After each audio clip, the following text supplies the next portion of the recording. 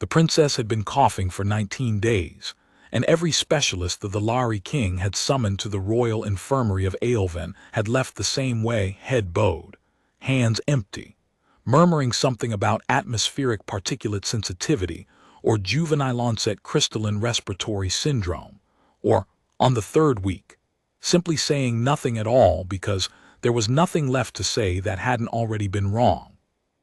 Ren Calloway heard the coughing through the floor grates. He was 61 years old, with a bad left knee that predicted weather changes better than any barometric sensor the Lari had ever designed, a back that locked up when the station's atmospheric compensators cycled through their pressure adjustment phase, which happened twice daily, at 03, 00 and 15, 00, and which felt close enough to a rainstorm that his vertebrae didn't bother distinguishing. And hands that looked like they'd been carved from old wood and left out in the weather for a season. His knuckles were swollen. The skin across his palms was calloused to the texture of old leather.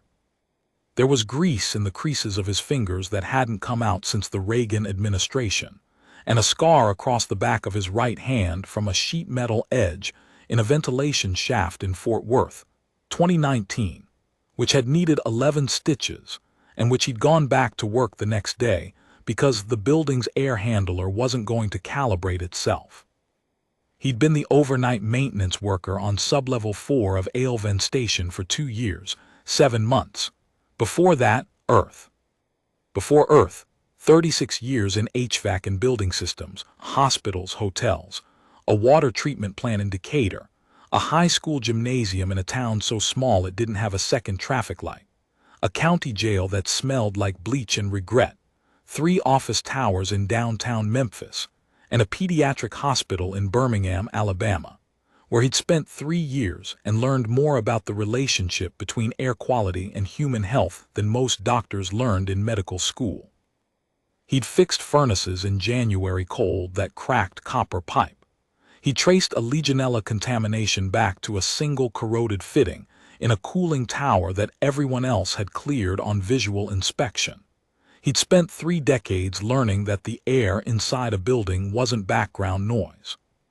It was alive and it talked to you, and if you didn't listen to it, people got sick. Nobody on Aelven Station had asked him to listen. His job was simple: walk the sublevel corridors between midnight and 6, check the atmospheric regulation units for fault indicators, replace filters, log readings, go back to his quarters. The Lari, tall, pale-skinned, with high cheekbones and faintly luminous silver-blue eyes that seemed to see right through anything that wasn't ranked above domestic service caste, had given him the position because a human body could tolerate the temperature fluctuations in the sublevels that made their own species uncomfortable. He was useful the way a gasket is useful: functional, invisible, and assumed to be simple. He did not take it personally. He'd been invisible in buildings before. The boiler doesn't care about your feelings. The ductwork doesn't read your resume. He did the work, collected his pay, sent half of it to his daughter Grace on Earth. She was 27, had his same stubborn jaw and her mother's better sense, and was finishing her 2nd year teaching 4th grade in Nashville, and kept a small toolkit in his quarters that he'd carried across 30 light years in a duffel bag that had survived 3 cross-country moves and now smelled permanently of machine oil. The toolkit held a multimeter with a cracked housing that still read true, a set of hex drivers so old the size markings had worn smooth, a pocket mirror on a telescoping arm for checking around blind corners in ductwork, a tube of high-temperature sealant that he'd brought from his last job in Memphis, and used so sparingly it was going to last another 10 years, and a small flashlight with a penlight beam that could reach 60 feet down a duct run. He heard the coughing most clearly at Junction 47, where the sublevel's main atmospheric trunk line ran directly beneath the Royal Infirmary. The sound came down through the floor grate in thin, rattling bursts, a child's cough, wet and deep, the kind of cough that doesn't clear, the kind that gets worse at night. Ren had heard coughs like that before. In the hospital in Birmingham, where he'd spent 3 years maintaining the HVAC system, The pediatric wing had floor grates that carried sound the same way, and he'd learned to tell the difference between a cough that was getting better and one that wasn't. This one wasn't. He mentioned it to Overseer Calanth on the fourth day. Calanth was his direct superior, a middle-ranked Thalari administrator with soft lavender skin, a permanent expression of bureaucratic exhaustion, and the responsibility of managing the station's entire domestic service staff. That staff included 11 Thalari cleaners, 4 Thalari laundry workers, 2 Vithran cargo handlers, and 1 human maintenance worker whose name Calanth had never once pronounced correctly. He called him Calloway. Wren had stopped correcting him after the first month. "The coughing," Wren said, standing in Calanth's office doorway with his hands in his coverall pockets. "From the infirmary floor. You hear it down in the trunk line at junction 47. Calanth glanced up from his scheduling terminal. "The princess's condition is under the care of the Royal Medical Corps. It is not a maintenance concern." "It might be." Calanth's silver-blue eyes went flat. "Calloway, you maintain atmospheric regulators. You do not diagnose royal patients." "I'm not diagnosing anyone. I'm saying the cough sounds like something I've heard in buildings before, and if someone would let me look at the ventilation logs for the infirmary level, I could rule out." "The infirmary level is royal tier. You are sub-level maintenance, clearance 4. You are not authorized to access royal tier data, royal tier corridors, or royal tier atmospheric systems. Is there a fault on your sub-level?" "No." "Then your shift is proceeding normally. Continue your rounds." Wren nodded, turned, and walked back to junction 47. He stood over the floor grate and listened to the coughing. It came in fits, 3 or 4 rough barks, then a long wheeze, then silence that went on just long enough for hope to form. Then again. He went back to his quarters at 6 in the morning and did not sleep well. The next 3 nights the coughing got worse. Wren could hear the change in it through the grate. The wheeze was longer now, deeper, and the intervals between fits were shorter. On the 6th night he heard something new. A second voice, low and male, speaking Thalari in a cadence that the translator in his implant couldn't quite resolve at this distance. But the tone was clear.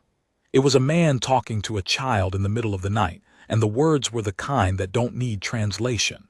"It's all right. I'm here. Try to breathe." On the 7th day, a team of specialists from Prime arrived on a fast courier.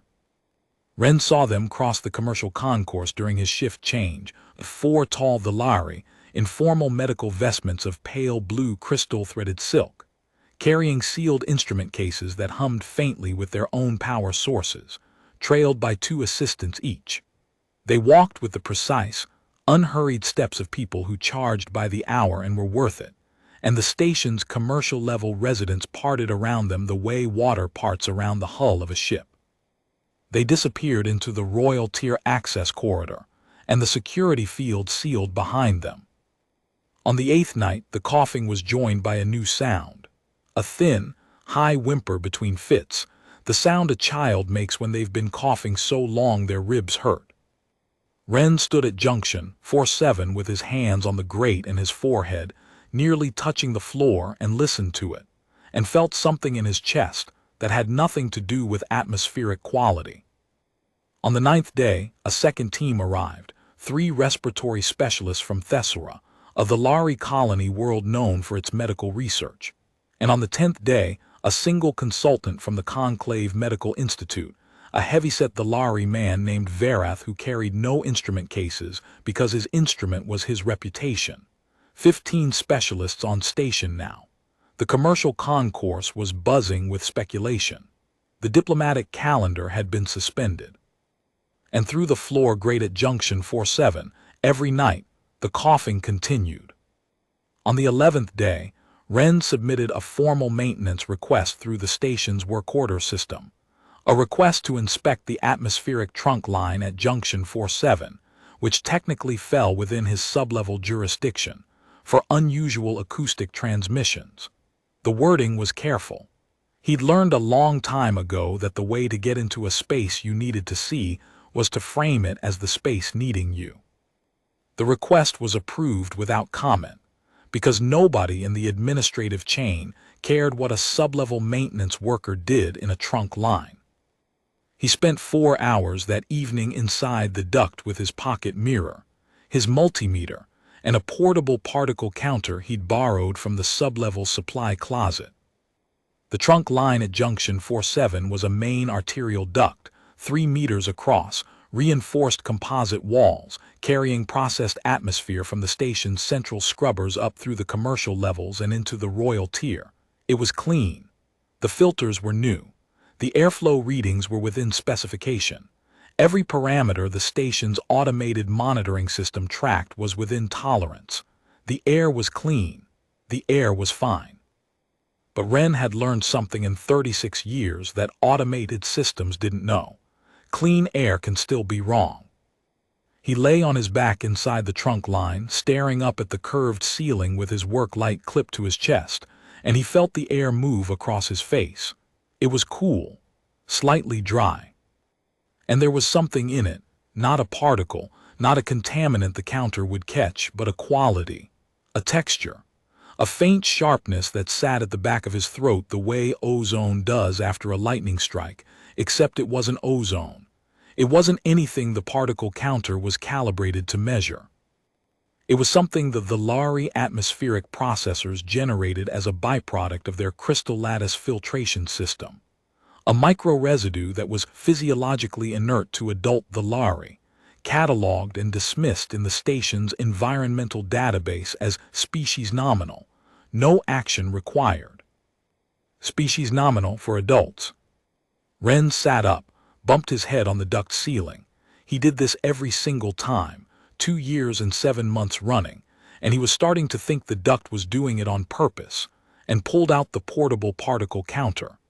He ran it again, this time not looking at the standard contamination bands but scrolling down to the trace element readout at the bottom of the display. The numbers that nobody checked because they fell under the nominal threshold. The numbers that existed in the database the way fine print exists in a contract, technically present, functionally invisible. He found it on the 3rd scan. Crystal lattice microresidue, 0.003 parts per million, well within tolerance, logged every month by the automated system, dismissed every month by the automated system. Never reviewed by a living person in the entire time Wren had been on the station. He thought about the hospital in Birmingham.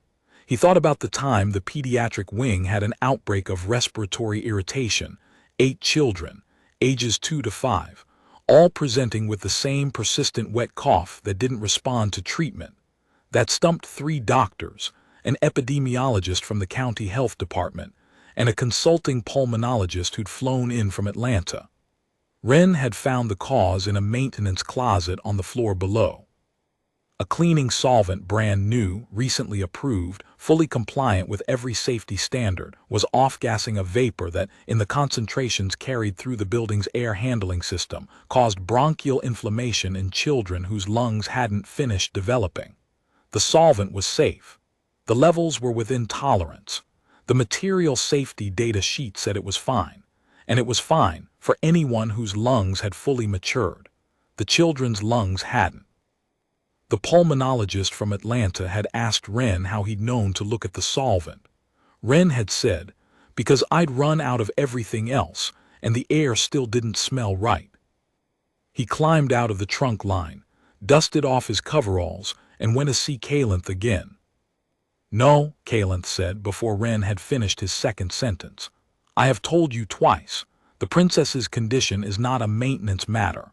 The Royal Medical Corps has brought in specialists from Ale Prime, from Thesora, from the Conclave Medical Institute. 15 physicians and consultants in total. They have tested the air in the infirmary. They have tested the air in the princess's private quarters.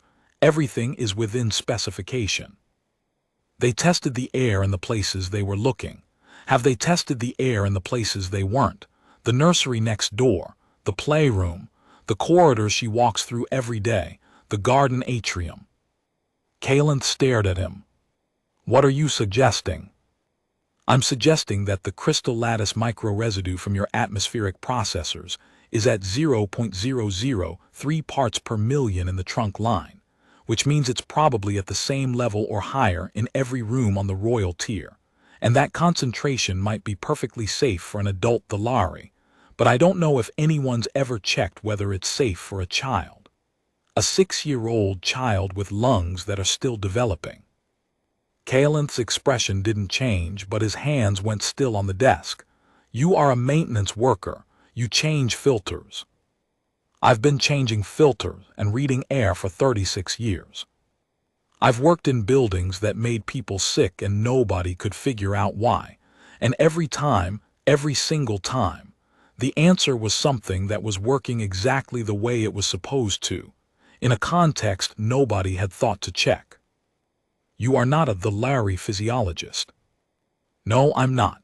But I know what a building-sick cough sounds like, and that child has been coughing for 19 days and nobody's getting her better, and I'm standing here telling you that the answer might be in the air she's breathing. Not the infirmary air, the air where she actually lives. Her bedroom, her playroom, the garden atrium. Let me see the ventilation logs for those spaces. If I'm wrong, I'll go back to my grates and you'll never hear another word from me. Kaelinth was quiet for a long time. The scheduling terminal on his desk hummed softly. Through the wall, muffled and distant, carried through the station's bones the same way sound carries through ductwork. They both heard it, a thin cough, and then the silence that wasn't silence. I will be reprimanded for this, Kaelinth said. Maybe. Kaelinth opened a drawer, pulled out an access tab and set it on the desk between them. It was silver, the size of a coin, engraved with a sigil that Wren didn't recognize. Royal Tier, atmospheric data only. It expires in 12 hours. If you are found in any corridor above your clearance without documented purpose, I will deny providing this, and you will be deported. Wren picked up the tab. Thank you. Do not thank me, solve it or disappear. The Royal Tier was a different world. Wren had never been above sublevel 2. Walking through the wide corridors of the palace level was like stepping into a cathedral built by a species that considered beauty a form of engineering, and had the resources to prove it. The walls were pale crystal-threaded stone, softly luminous, casting the hallway in a light that was warm and cool at the same time, like late afternoon sunlight through ice. The ceilings were high enough that the air moved differently up here, with a slow, layered circulation that Wren's lungs registered before his mind did. The floor was polished to a mirror finish that made his scuffed work boots look like artifacts from an archaeological dig. The air was quiet, still, faintly sweet with a botanical scent he couldn't name. A palace guard saw him, a tall Thalari in ceremonial silver armor that looked more sculptural than functional, and blocked his path with one outstretched arm. The guard looked at Wren's stained coveralls, his worn tool belt, the multimeter hanging from a carabiner clip on his hip, with the expression of someone discovering a socket wrench in a display case. Clearance. Wren held up the access tab. The guard scanned it, checked the readout twice, and said, Atmospheric data access, 12-hour temporary, sublevel maintenance personnel. His mouth thinned. The Atmospheric Services Station is North Wing, second alcove, direct route only.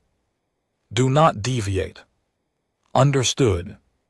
He found the Environmental Monitoring Station in a small alcove, marked with the Thalari script that his translation implant rendered as Atmospheric Services, authorized personnel only. He pressed the access tab to the reader, and the panel lit up, a holographic display twice the size of anything on sublevel 4, showing atmospheric data for the entire royal tier in real-time cascading readouts. 12 hours he had work to do. He started with the princess's bedroom, quarters 12 north. He pulled the atmospheric data for the last 30 days, temperature, humidity, airflow rate, particle count, trace element bands, cycling intervals, source duct assignments, and filtration throughput rates. Then the nursery playroom at 12 North Sea. Then the corridor connecting them to the infirmary. then the dining hall, then the garden atrium where, according to the data logs, the atmospheric processors ran at highest output because the atrium's botanical specimens required enhanced carbon dioxide cycling. He sat on the floor of the alcove, because there was no chair, because maintenance workers don't get chairs, his back against the crystal-threaded wall, his work light balanced on his knee, and read the data the way he'd read 10,000 buildings before. Not for what the numbers said, but for what they meant. The bedroom was clean. Standard cycling, standard filtration, standard trace element profile. The nursery playroom the same, the corridor the same, the dining hall the same. Everything nominal, everything within tolerance, everything fine. Then he opened the garden atrium data. The garden atrium was a vast, glass-roofed space at the center of the royal tier, a climate-controlled botanical sanctuary, where the king's family spent afternoons among crystal-trunk trees and flowering luminescent vines that cast blue-white light across terraced beds of pale stone. The atmospheric processors for the atrium ran on an enhanced cycle, higher output, more aggressive scrubbing, to maintain the precise atmospheric blend that the plants required. That enhanced cycle pushed the crystal lattice filtration system harder than anywhere else on the station. And harder filtration meant more microresidue. Wren checked the numbers 3 times, 4 times. In the main corridors of the royal tier, crystal lattice microresidue sat at 0.003 parts per million, the same as the trunk line, the same as everywhere else, within tolerance, species nominal. In the garden atrium during enhanced cycling, it rose to 0.009.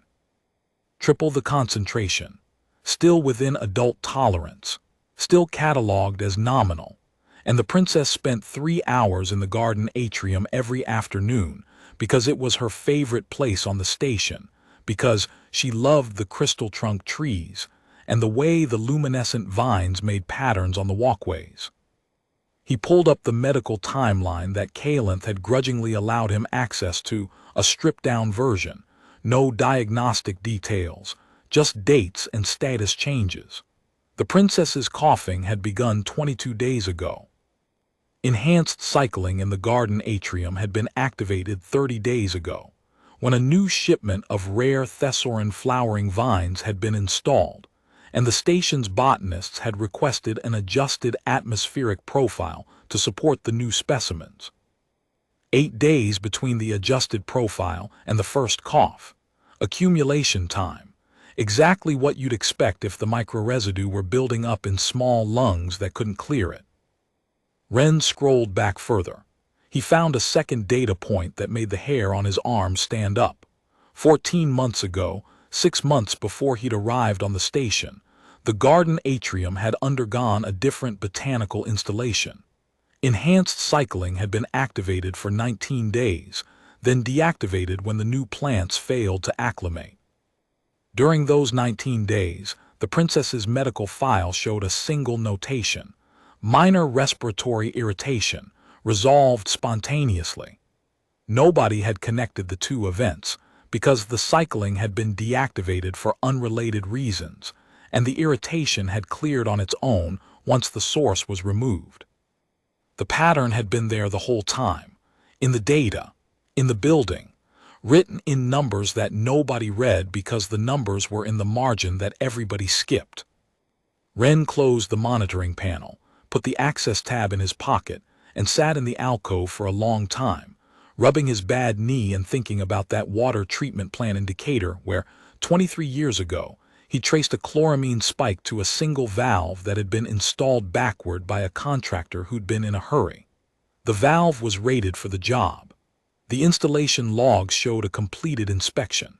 Everything was approved.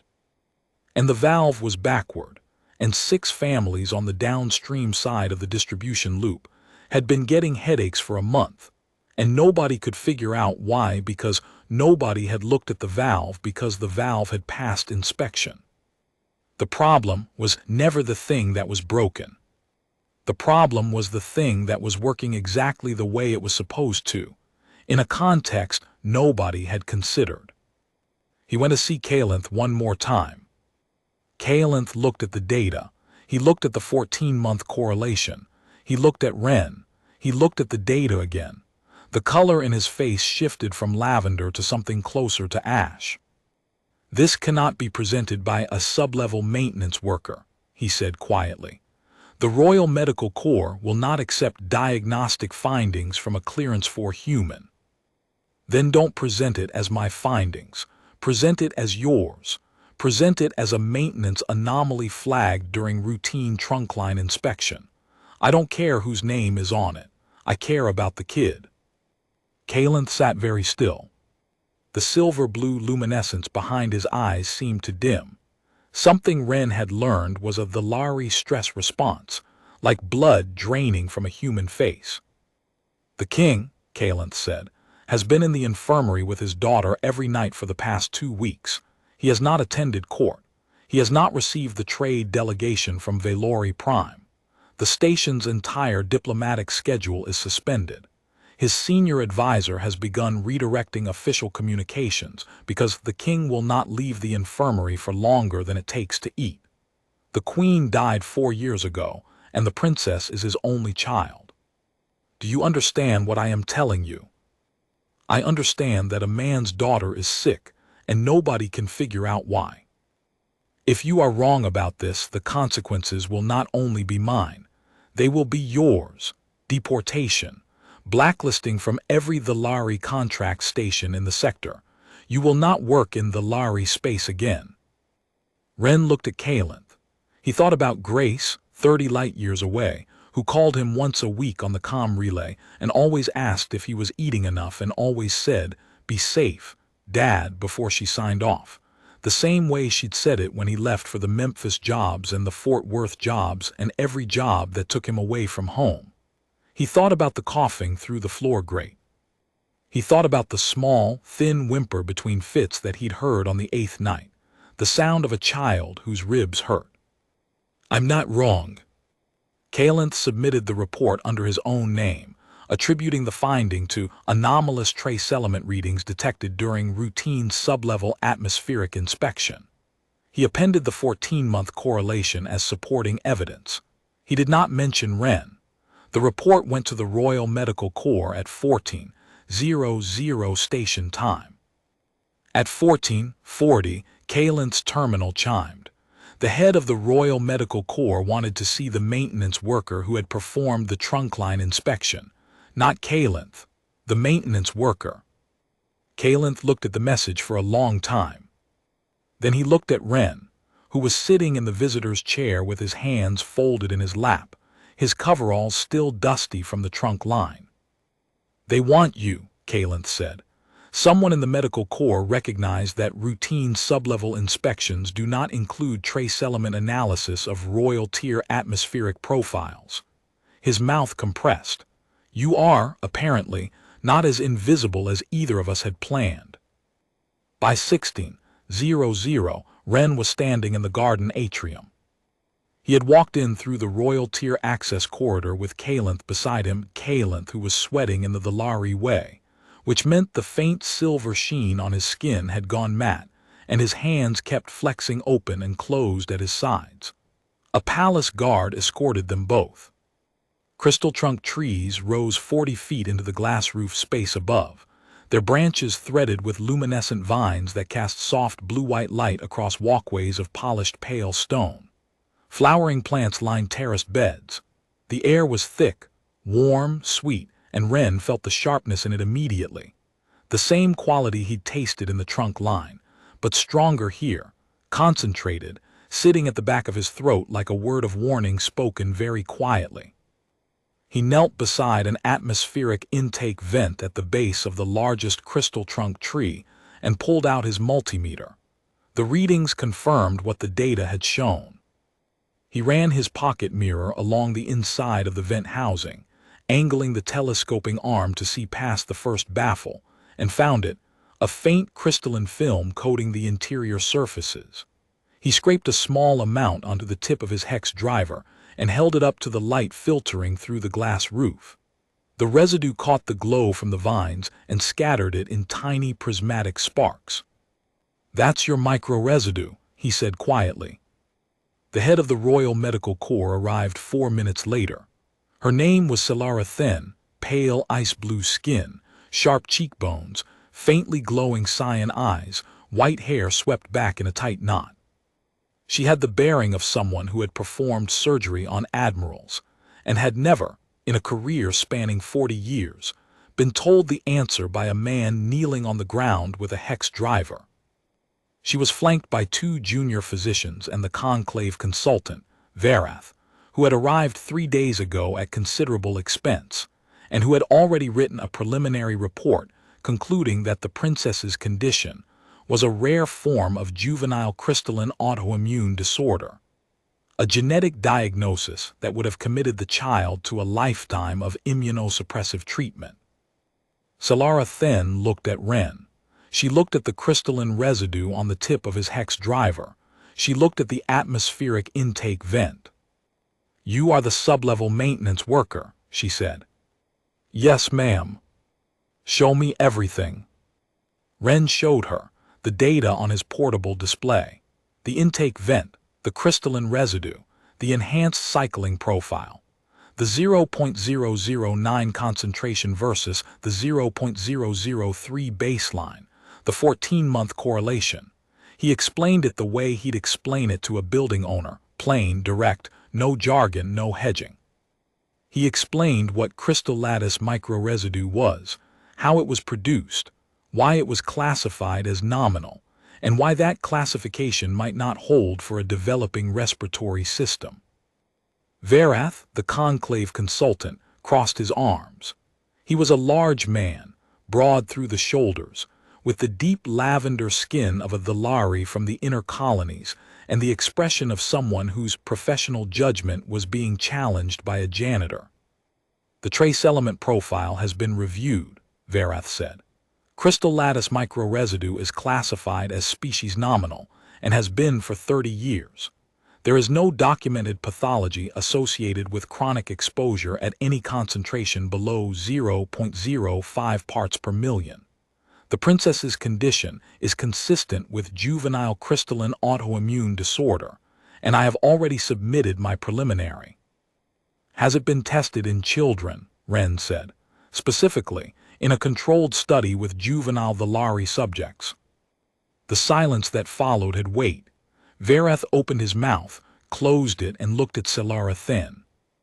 "The classification is based on population-level epidemiological data," he said, more carefully now. "Pediatric-specific exposure trials have not been. So no, nobody's tested it in kids. The population data encompasses all age groups. The sample sizes are. Population data smooths out outliers. If 99 adult Thalari process the compound with no effect and one child's developing lungs can't clear it, the population data doesn't show the child. She averages out. She disappears into the margin." He looked at Solara Thin. "I've seen this before. Different compound, different species, same pattern. Something that's safe for everyone except the people whose systems are still growing. And nobody catches it because the safety data doesn't separate the populations." Solara Thin was watching him with an expression Ren recognized, the expression of a professional whose assumptions were rearranging themselves in real time. It was the same expression the pulmonologist from Atlanta had worn in the maintenance closet in Birmingham. "You have seen this before," she said. "In a hospital, on Earth, pediatric ward, 8 children. A cleaning solvent was off-gassing into the air handling system, safe for adults, not safe for kids under 5. Their alveolar walls were thinner, their respiratory rate was higher relative to body mass, and their bronchial filtration capacity wasn't fully developed. The compound accumulated in their lung tissue faster than their systems could clear it. Took me 3 weeks to find it because everything was within tolerance. Everything was approved. It was working exactly the way it was supposed to. And the children recovered all 8. Once we pulled the source and flushed the system." Solara Thin turned to her assistant, a younger Thalari physician with trembling hands and a datapad. Pull the bronchial tissue scans from 3 days ago. Filter for crystal lattice compound markers at the submicron scale. Cross-reference with developmental lung tissue density by age cohort. Run it now. The assistant left at a near run. Varath stood rigidly, his arms still crossed, the expression on his face shifting from professional offense through something that looked like uncertainty into the first visible cracks of the realization that his preliminary report was about to be rendered obsolete by a man in coveralls. 7 minutes later, the assistant came back. He was pale, paler than a Thalari usually gets. "Crystal lattice compound markers," the assistant said, his voice unsteady. "Present in the bronchial tissue at concentrations consistent with chronic low-level inhalation over approximately 22 to 30 days. Submicron deposits along the alveolar walls. The deposits are concentrated in tissue zones where developmental wall thickness is below 0.4 microns, zones that exist in juvenile Thalari and are absent in adults." He swallowed. "Consistent with the garden atrium atmospheric profile at enhanced cycling rates. The 14-month historical correlation matches a prior transient respiratory episode during a previous enhanced cycling period." The garden atrium was very quiet. The luminescent vines pulsed softly overhead, casting their blue-white light across the faces of 15 people who had just learned that the answer to 3 weeks of specialist consultations had been in the air the whole time. Varath uncrossed his arms. He said nothing. He looked at the crystalline residue on the tip of Ren's hex driver, and then he looked away. Solara then said, "Bring me to the princess." They brought Ren too. Nobody asked him to come and nobody told him to leave. He followed the corridor with Kalenth at his side, the toolkit bumping against his thigh with each step, and nobody stopped him. The princess's name was Aelith. She was 6 years old. She had the pale, almost translucent skin of the Thalari royal bloodline, not the soft lavender of the common caste, but a luminous pearl white that seemed to glow faintly from within, like moonlight trapped in porcelain. Her hair was silver, fine as spider silk, spread across the pillow in threads that caught the infirmary's clinical light. Her eyes large, wide-set, the same silver blue as every Thalari Ren had ever seen, but brighter, lit from behind by something that might have been fever or might have been the simple, unfiltered intensity of a child who hadn't yet learned to dim herself for the comfort of adults, watched him from the infirmary bed with an expression that was not afraid, not resigned, curious. She was small, smaller than a 6-year-old should have been. And she was coughing, the same cough Ren had heard through the floor grate, but closer now and worse. A deep, rattling, wet sound that came from too far inside her chest for a body that small. The king stood beside the bed. Ren had seen the Thalari royalty in station broadcasts, distant figures in ceremonial crystal thread robes, faces composed into the formal stillness that their culture required of the ruling caste. King Varath Solen in person looked nothing like that. He looked like a man who hadn't slept in 3 weeks. He was tall, taller than Kalenth, taller than any Thalari Ren had seen, with pearl-white skin drawn tight over the bones of his face, and eyes that burned with the flat, contained fury of someone who had been told 12 times that nothing could be done, and was still standing because he could not permit himself to sit down. He looked at Ren.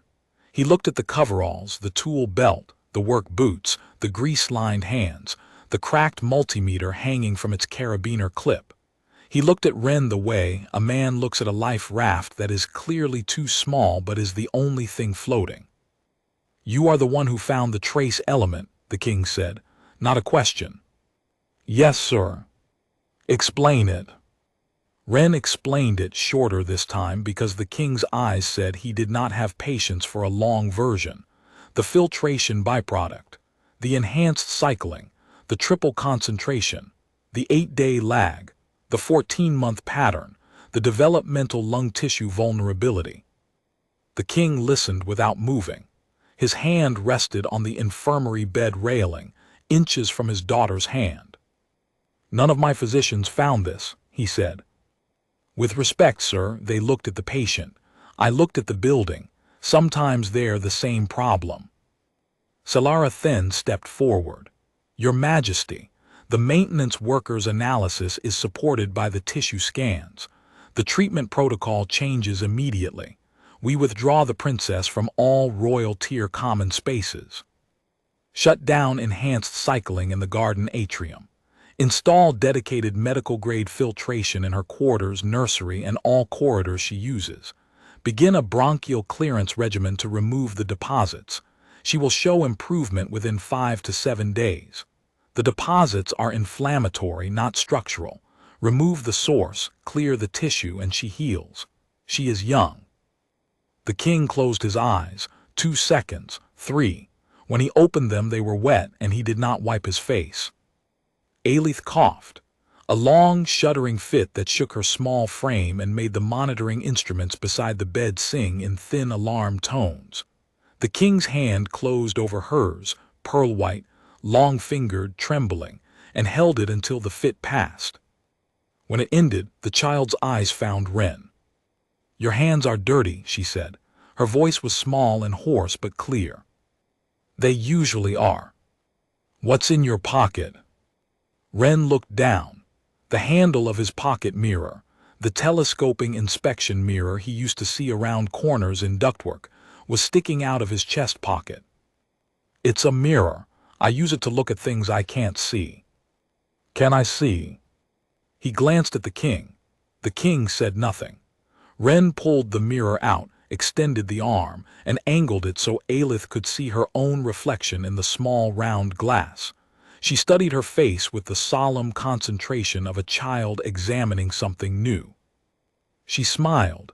It was a small smile interrupted by a cough, but it was real. She had a gap between her front teeth.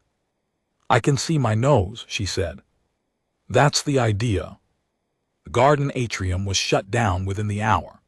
Dedicated filtration units were installed in the princess's quarters and nursery by a team of Thalari atmospheric engineers who had been called to the royal tier on emergency deployment, and who looked at Ren, standing in the corridor in his stained coveralls with his toolkit. The way specialists always look at the person who found what they missed, with a mixture of professional respect and personal discomfort that nobody quite knew how to express. Ren helped where they let him. He showed the lead engineer where the intake vents in 12 North drew air from the corridor trunk line, and where a baffle redirect, a technique he'd used in Birmingham to isolate the pediatric wing, could cut the residual concentration by 80%, while the dedicated filtration handled the rest. The engineer studied the trunk line schematic, looked at Ren, and implemented the redirect without further discussion. 3 days later, Ren was on his regular midnight shift, Junction 47, checking regulators, logging readings when the coughing stopped. Not gradually, not a slow fade, it simply stopped. One night there was the thin, rattling sound coming through the floor grate, and the next night there was silence. The good silence. The silence that means the building is working right, and the person inside it is breathing the way they're supposed to. He stood over the grate for a long time, listening to nothing, and then he went back to his rounds. On the 4th day, he heard a different sound through the grate. A child's laugh, short, surprised, as if Alith had forgotten she could make that sound and was startled to find it still worked. Ren smiled, a small smile that nobody saw. He moved on to Junction 48. On the 5th day, Kalenth summoned him to his office. "The princess is eating solid food again," Kalenth said. "She walked the full length of the nursery corridor this morning without stopping. The bronchial scans show the deposits clearing ahead of schedule." He paused. "She asked to go to the garden atrium. They told her it's closed. She cried. Then she asked for the man with the mirror." Ren said nothing. "The king has asked to see you, formally, in the throne hall, full court attendance, tomorrow morning." "What for?" "A commendation, an honorary title within the royal household atmospheric corps. a permanent appointment to the Royal Tier Maintenance Staff, with full clearance elevation, and a salary I am not authorized to disclose, but which would dwarf your current compensation by a factor the King's advisor described as appropriate to the debt. The advisor used the phrase, a debt that cannot be measured. Wren looked at his hands, old hands. Thick-knuckled, scarred, with grease embedded in the creases that no amount of scrubbing would ever remove. They'd held pipe wrenches and multimeters and filter housings and copper fittings and duct sealant, and once, 34 years ago, his newborn daughter, who'd gripped his index finger with a fist the size of a walnut and hadn't let go for 20 minutes. "I appreciate it," he said, "but I'd rather not." Callanth stared at him. "You would rather not receive a commendation from the King of the Thalari sovereignty." "I'd rather keep doing what I'm doing. The sublevel still needs rounds. Junction 39's regulators are starting to cycle irregularly. The calibrations drifted.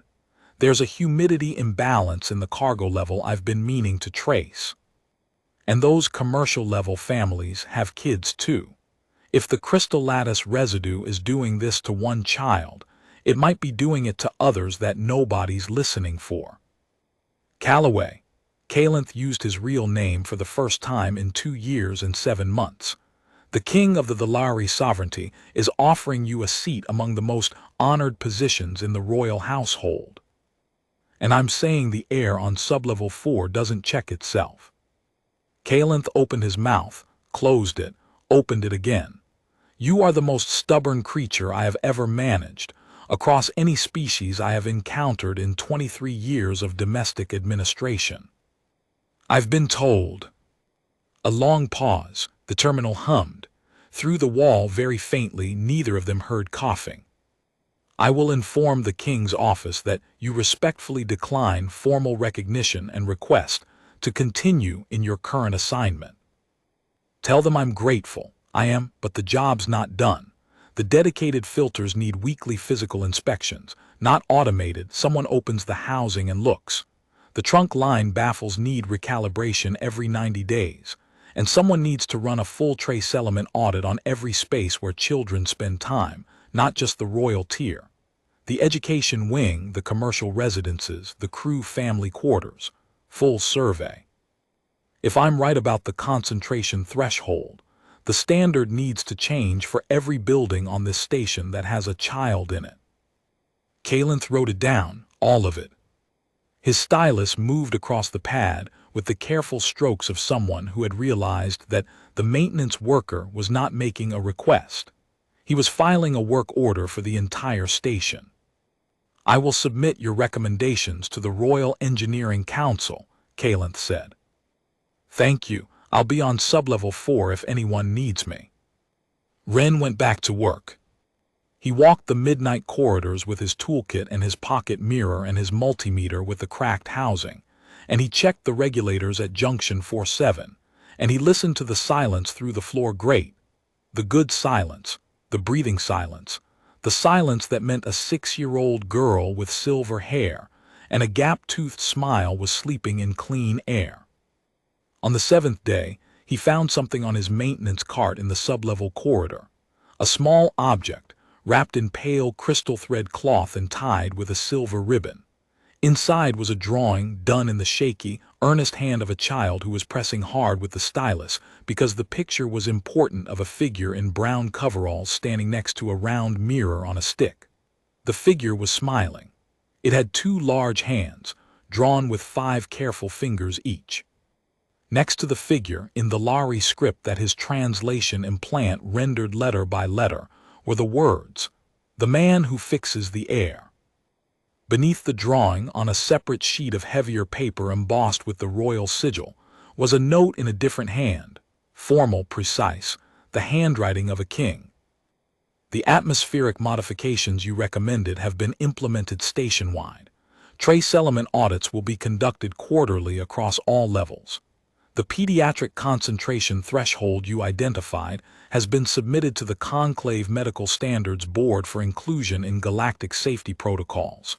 Submitted under my authority, with your name attached, because you were right and the record should reflect who found it.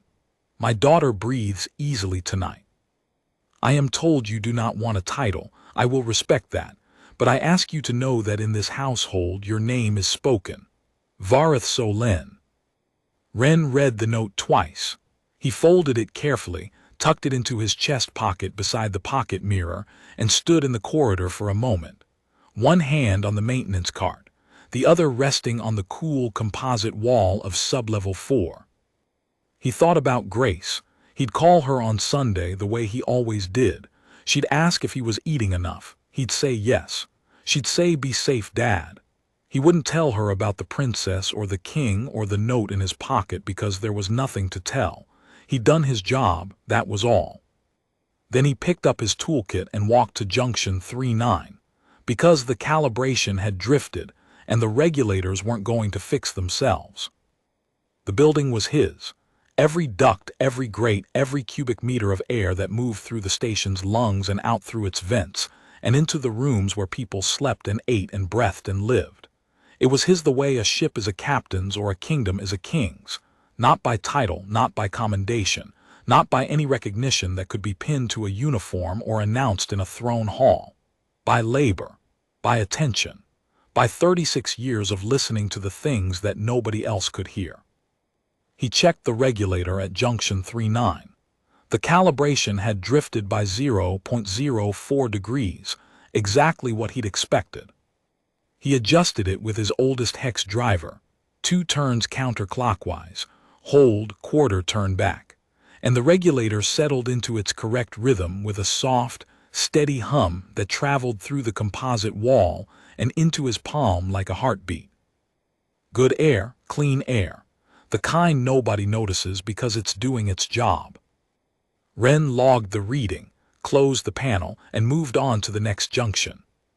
Above him, in a bedroom of crystal-threaded stone with a view of the stars, the king's daughter slept without coughing, and the building breathed for her the way it was supposed to, quietly, steadily, without a single person in the palace knowing that the reason it worked was a 61-year-old man with a bad knee and a cracked multimeter who had heard her through the floor and had not been able to leave it alone.